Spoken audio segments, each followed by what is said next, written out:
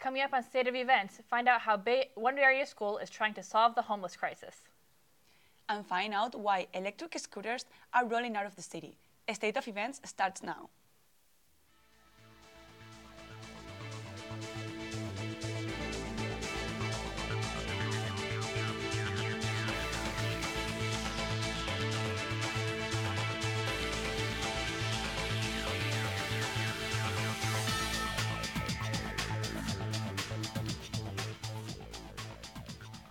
Welcome to State of Events. I'm Britta Larson. And I am Sara Cabrerizo. Today is Tax Day. Hope you filed your taxes. And on to today's top stories. Michael Cohen, Trump's personal lawyer, reveals the name of mystery client. Fox News host Sean Hannity, the TV personality and declared Trump advocate, states that they had discussions about legal questions, but Cohen never represented him. Cohen was in a Manhattan federal court arguing that some of the documents and data the prosecution seized from him under a warrant are protected by attorney-client privilege. These papers could shed some light into Stormy Daniels' case, as we see her going into court on Monday. President Trump responded to Syria's chemical gas attack by calling for a missile strike on their chemical weapons program. Soon after the attack, he sent out a tweet calling it a perfectly executed attack and ending the tweet with the phrase, "Mission accomplished." Many have criticized his use of the term and compared it to President George W. Bush's use of the term in 2003, 1 month after invading Iraq. He responded with another tweet criticizing the fake news media. The Supreme Court ruled today on a federal law that deports immigrants who have been convicted of crimes. Lawmakers said that the law is too vague, and the Supreme Court said the same after a 5-4 final vote. When an immigrant is convicted of a violent crime, they are likely to be deported, and the conviction speeds up their deportation. This is not good news for President Trump, who made immigration his main focus since being elected. The number of homeless students in San Francisco continues to rise, but one school is working hard to change that. Tyler McKinney has the story. Buena Vista Horace Mann, a K through 8th grade school in San Francisco's Mission District, is hoping to turn this gym into a homeless shelter. It would give their homeless students and their families a place to stay overnight. There are more than 2,000 homeless students in San Francisco and more than 60 of them here that don't have a stable home. Principal Richard Zappian and Assistant Principal Claudia De La Rios Moran want to be a part of the solution. It's just that it's impacting our students just like it's impacting people who are 20, 40, and 70 years old. Several parents want to support the homeless families but still have their concerns.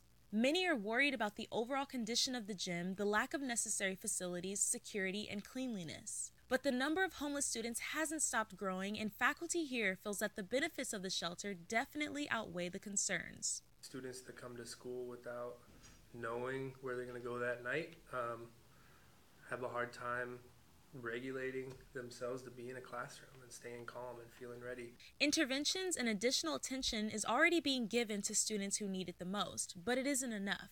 We look at the students that are leaving classrooms, right, that are using language that's totally out of bounds.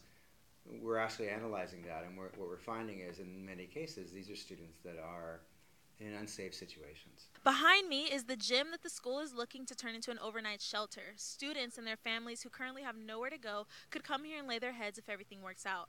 Right now, parents and faculty are working really hard to do what no one else has done before. If everything works out, the shelter could open as soon as October. In San Francisco, I'm Tyler McKinney, State of Events. San Francisco's Board of Supervisors is in much debate over a $1.1 million street cleaning plan that barely passed with a 6-5 vote. State of Events reporter Sarah Sullivan gives us an inside look into what San Francisco streets may be in for. San Francisco just can't escape its littering problem. From oceans to streets, the city has always been known to not have the best appearance for its residents and visitors. And in downtown San Francisco, trash and cigarette butts are found throughout the streets. According to the NBC Bay Area's investigative unit, a mix of used needles and human feces are also scattered within 153 blocks of the city. Part of the problem may have to do with the low amount of trash cans found in the downtown area. Right here, I am standing in the middle of Grant Avenue, which for 3 blocks down have absolutely no trash cans found within the streets. This is probably what's leading to the amounts of litter being piled up within the Bay Area. The cleanliness issue has been brought to light by San Francisco's Board of Supervisors, and there is much debate about the dangers of having a dirty city like San Francisco. Not okay to have to step over human feces or dumping of litter on the ground when we know that with additional resources and with additional manual street sweepers that we can address this problem today. Don't see why we can't wait for literally a month or two. And that's kind of like a haphazard, piecemeal approach to how we are dealing with our budgeting process. In the end, the Board of Supervisors voted 6-5 to take $1.1 million from last year's budget to add more street cleaners in order to tidy up the city. However, interim Mayor Mark Farrell has stated that he will veto the proposal. San Francisco's street cleaning spending budget has already skyrocketed from $33.4 million during the 2012-2013 year to $65 million this year. More meetings about San Francisco's dirty streets, along with the homelessness issue, are to take place later this month. In Union Square, San Francisco, I'm Sarah Sullivan for State of Events. 2 men beat and sexually assaulted an SF woman on Saturday. The woman attempted to use a ride-hailing service after a night out in Bruno's bar in the Mission. She jumped into a car with a male driver and another passenger in the backseat. But instead of taking her home, the car drove her to Sonoma. The man next to her in the back seat beat her before arriving to an unknown location, where both men sexually assaulted her. She escaped, and authorities found her outside of a Safeway store nearby. It is not clear yet if the car was associated with a ride-hailing service or app. California voters may soon make the decision whether or not to split California into separate states. Venture capitalist Tim Draper started a petition known as Cal3. So far, it has gotten 600,000 signatures, which is more than enough to put it on the November ballot. The petition will be turned in to election officials next week to verify the signatures. If passed, it would break up California into Northern California, Southern California, and California. That was their shot. And back to the Bay Area, Doris Ward, the first African-American president of San Francisco Board of Supervisors, died on Saturday at age 86. Ward dedicated her life to fight for social justice and racial and economic equality. She fought against the KKK in the late 60s and started her political career in 1972. She became the first African-American to serve as board president in 1990. She died in her San Francisco home after a brief illness. Next on State of Events, electric scooters and hoverboards are... And don't just worry about protection in bed, but also on the internet. We talked to an expert on how to protect your Facebook data.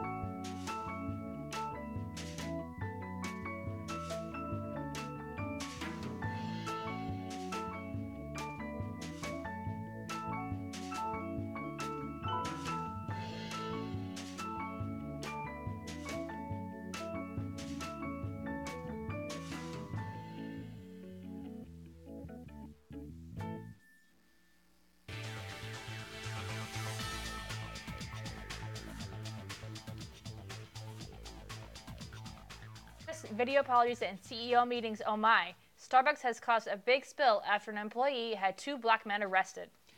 Reporter Karen Rios has the story. Facebook is not the only company under the radar by consumers. Starbucks has just stepped into the spotlight as well. Police were called after 2 men refused to leave the Starbucks location in Philadelphia. An employee at the Starbucks location asked them to leave because they were not making any purchases. Although Starbucks did not specify if the employee was fired or transferred, they say he no longer works for the store. People immediately held a Black Lives Matter protest at the location where the men were arrested. The CEO of Starbucks, Kevin Johnson, made an apology video after the arrest went viral. Kevin Johnson called the arrest reprehensible and promised to take actions.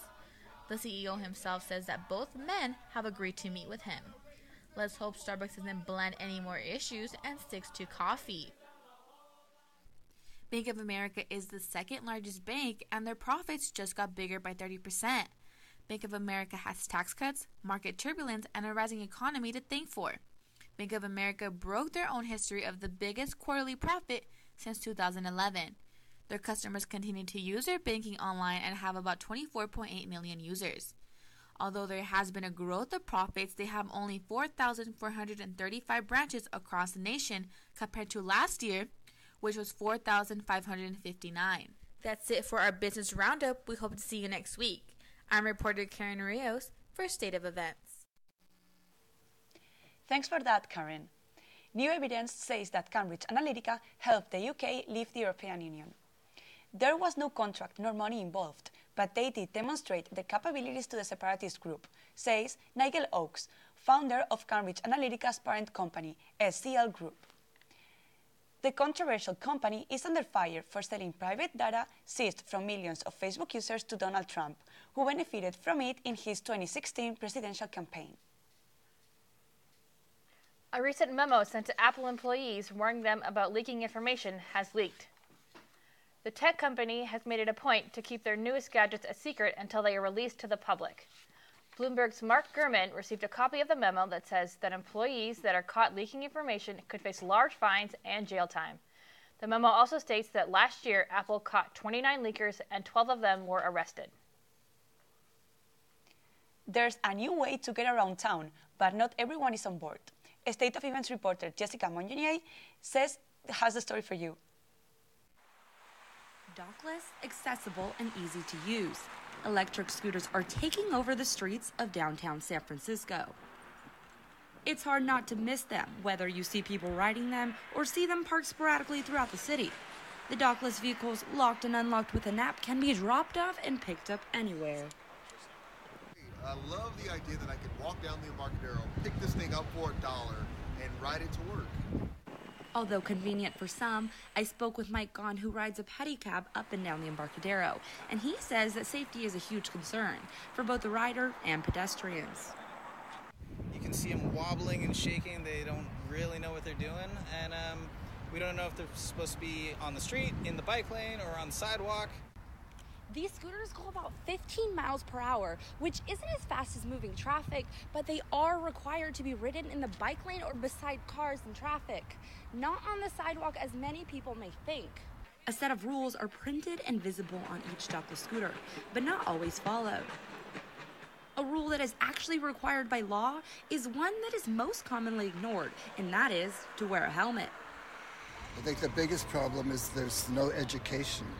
There's no education about the laws on the sidewalk, what's not allowed and what's allowed, and there's a lot of disinformation. The rules are not being enforced, and users aren't always aware of them before taking a scooter for a spin. SFMTA and city lawmakers are currently looking to form legislation to regulate dockless scooter sharing on public streets. In San Francisco, I'm Jessica Mojinier for State of Events. Thanks, Jessica. And now, the regulation is closer than ever, but it may not end well for the scooters companies.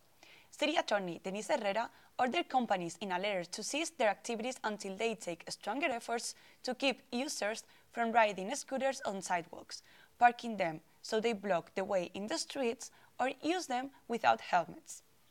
Today, SEP's Board of Supervisors is taking up a proposal of an ordinance. If it's approved, the MTA could impose regulations and a permitting process by the beginning of May. Reporter Gabby Gebhardt is live in the studio this morning with a special guest to give you a technology breakdown after the Cambridge Analytica Facebook scandal. Thanks, guys. So this morning I am joined with Kevin Kelly, and he is a professor of instructional technologies at our very own San Francisco State University. He has a doctorate in education from the University of San Francisco and got his master's here in ITEC from SFSU. He is here to discuss the Cambridge Analytica incident and the data that was accessed from as many as 87 million Facebook users. So how are you doing today, Kevin? I'm doing well. Thanks for having me. Well, thank you for being here. So the first question we're going to ask is, what does it mean for a third party to access our data? So let's break that down into parts. First, what's a third party? Then what data are they collecting, and then what are they doing with it?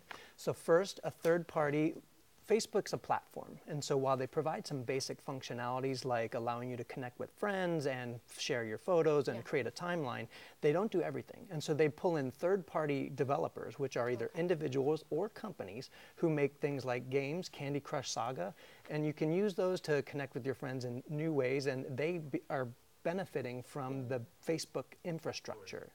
Next, the data they collect, Facebook collects our activity, they track everything we do, our profiles as well as our connections.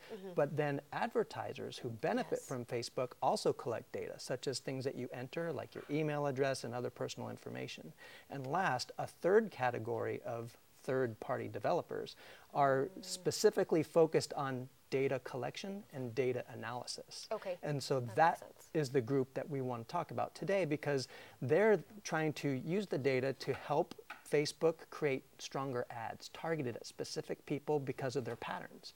And so they use that information to help Facebook attract more advertisers and make more money with their advertising. Okay, so then what do you think these third parties are doing with the data after they've collected it? So with that data collection and analysis, they're able to do a number of things. And some it's helpful. So Google tracks our data and are able to give us smarter search results based on things they learned about us from the past. But in other cases, you might have that persistent advertisement for shoes that you've already bought, but it keeps coming up because they know you were looking at those shoes earlier. Yeah, I always feel like, you know, with Amazon especially too, that you'll see that your recent searches will show up when you're on another browser. Exactly, and that's because the data is going to go across different platforms. They share the data, and that's what Cambridge Analytica was doing that got them in trouble. So now what can SFSU students do to protect ourselves after these scandals? Well, I would say there's two things that they should do. One is to be aware, and the other is to be intentional. So what do I mean by those? Well, first, being aware. Every time you join a free website, there's a button that you click saying, I agree. So most people don't read that statement of what they're agreeing to, and some of it is, hey, we're going to use your data in these ways. And so even if you're not going to read those statements completely, even I confess that I don't, but I do skim them to make sure the categories make sense to me. The second thing in terms of being intentional is think before you click. And so just like the old phrase used to be, think before you speak, now we're agreeing to do things online in different ways, and knowing who we share things with can be controlled in our settings. So if you don't want a prospective employer to see a picture of you at a party with a beer cup in your hand, then maybe you only share your pictures with your friends. And so that being intentional is doing things not just because it's fun, but also because you're aware of what's going on. Yeah, being aware. That's a key thing to take away from this too. And then next question, so can we figure out specifically who has our data? I think there might be like a website we can check out. Absolutely. And so first, we're talking about Facebook because of this particular incident, but you should be aware that everybody is collecting our data. Google collects our data, and even offline groups like rewards cards and Wi-Fi groups are collecting data about your cell phone patterns and mobile phone device patterns. And so we have to be aware that data analytics is a multi-billion-dollar industry. And so trying to figure out who has our data can be difficult. There's a journalist who tracked that 600 different apps have some of her data, and some of them have as many as 3,000 different pieces of information about her. And so, as you mentioned, there is a website called aboutyourdata.com, which shows you what one of the groups associated with the Cambridge Analytica, called Axiom, it shows you what they know about you. And in some cases, they fill in gaps. So based on your profile patterns, I might be a mother of 2 teenagers looking for, a dress because of the things that I've clicked on. But the fact is that they know a lot about us. So that's interesting. Next, we have a great article by The Guardian, which is a news site out of the United Kingdom, and they have a long list of ways that you can see what people know about you. One of them is going to Google. It's myactivity.google.com/myactivity, and you can find out what do they know about what you've done on their platform. Okay, that's really good to hear. And then we have time for just one more question today, and that would be, do you think Facebook knew this would happen, or was it an unintended consequence?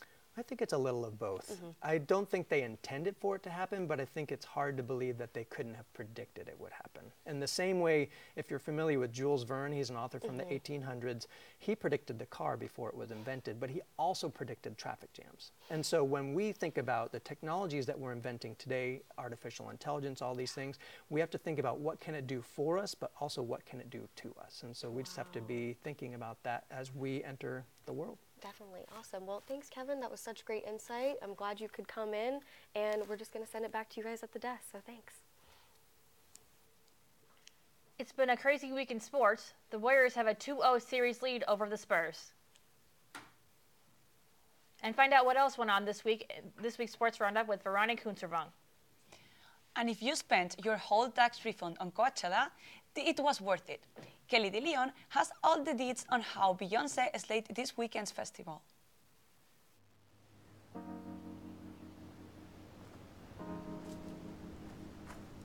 I saw a sleeping bear, a grizzly bear. It was sleeping behind a tree, and I saw a real coyote. Even though the planet's spinning, you can't see it spinning. Recycle things like boxes or something. And water helps the environment so everything can live.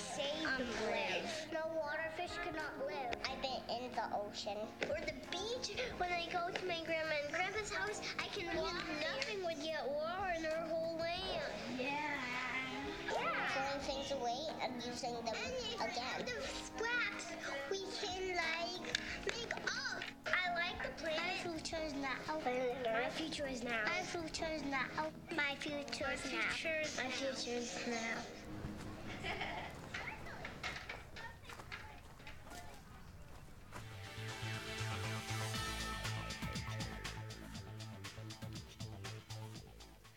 Another week means another round of crazy sports action. Borani Kunshubons got you covered in this week's roundup. Borani?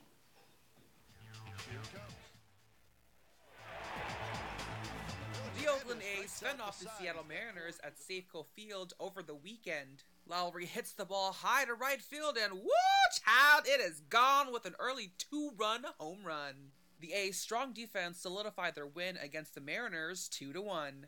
That can't be said for the Giants during their match against the San Diego Padres on Friday. Ross hits towards right field, scoring 2 runs for the Padres during the bottom of the 5th. They score 3 more runs to beat the Giants 5-1. And in basketball, green was a theme during Game 1 of the NBA playoffs. The Milwaukee Bucks played the Boston Celtics on Sunday. Middleton sneaks a 3-pointer into the 4th quarter, sending it into overtime. The Celtics keep the Bucks on their toes and win it in overtime 113-107. And that's it for this week's roundup for State of Events. I'm Veronica Kunzervang.